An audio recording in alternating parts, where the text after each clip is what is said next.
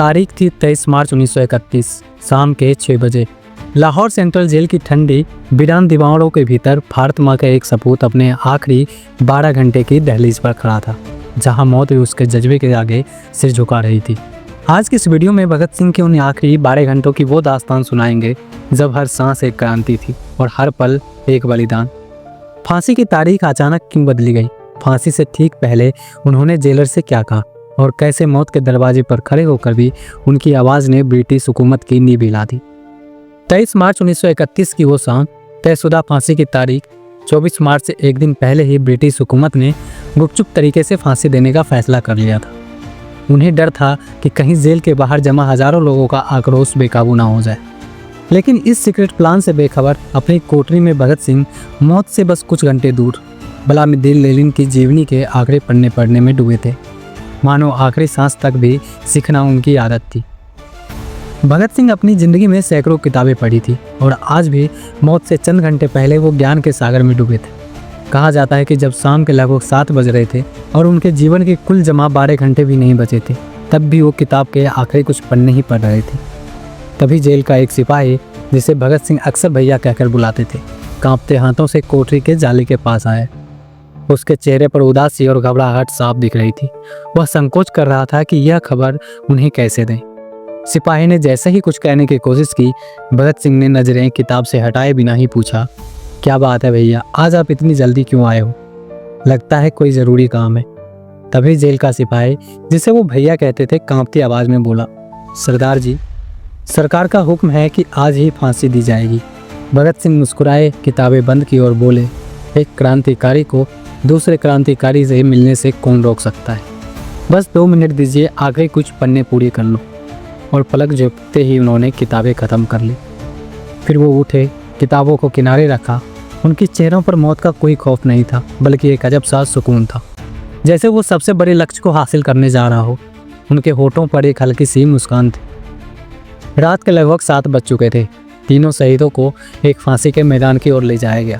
भगत सिंह, सुखदेव और राजगुरु एक दूसरे के कंधे पर हाथ रखे पूरे जोश के साथ इनकलाब जिंदाबाद और भारत माता की जय के नारे लगाते हुए आगे बढ़ रहे थे। उनकी आवाज़ इतनी बुलंद थी कि पूरी जेल गूंज उठी। अन्य कैदी अपनी कोठरियों से भगत सिंह जिंदाबाद का नारे लगा रहे थे और उन्हें भावुक नज़रों से ऐसे देख रहे थे जैसे उन्हें अंतिम विदाई दे रहा हो। जल्लाद उनके गर्व से चमकते चेहरे को देखकर स्तब्ध रह गए। उसने अपने पूरे जीवन में कभी किसी को मौत को इतनी शान और निडरता से गले लगाते नहीं देखा था।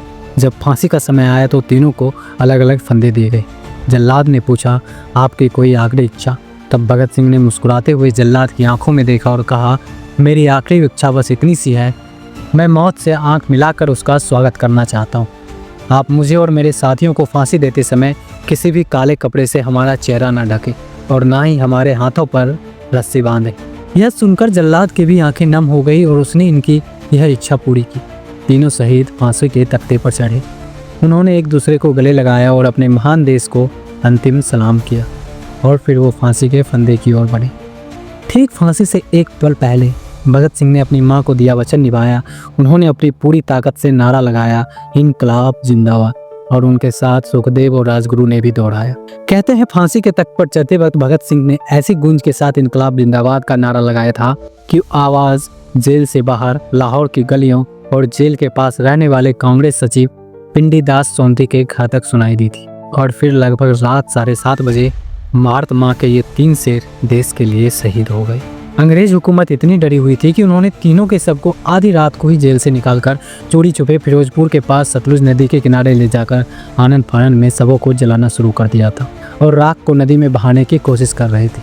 उस समय लाला लाजपत राय के भतीजे अमरचंद, जो लाहौर में ही थे, बिल्कुल सतर्क थे। उन्होंने कुछ ग्रामीण को इकट्ठा कर अंग्रेजों को घोया और उन्हें रोका। वो जले अवशेषों और राख को इकट्ठा कर फिरोजपुर लाया गया, जहां जनता का भारी हुजूम उमड़ पड़ा और वहीं उनका अंतिम संस्कार किया गया, जहां आज उनका भव्य स्मारक बनाया गया है। ये थे शहीद आजम भगत सिंह और उनके साथियों के जीवन के आखिरी 12 घंटे की अविस्मरणीय दास्तान। एक ऐसे वीर सपूत की कहानी जिसने मौत को भी एक क्रांति बना दिया। उनकी हिम्मत, उनकी बलिदान, उनका स्वाभिमान, ये सिर्फ इतिहास नहीं बल्कि हर भारत के लिए एक अमर प्रेरणा है।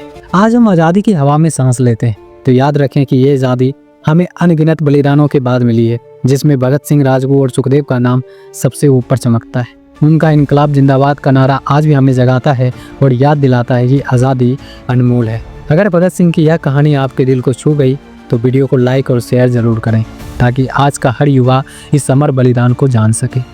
जय हिंद।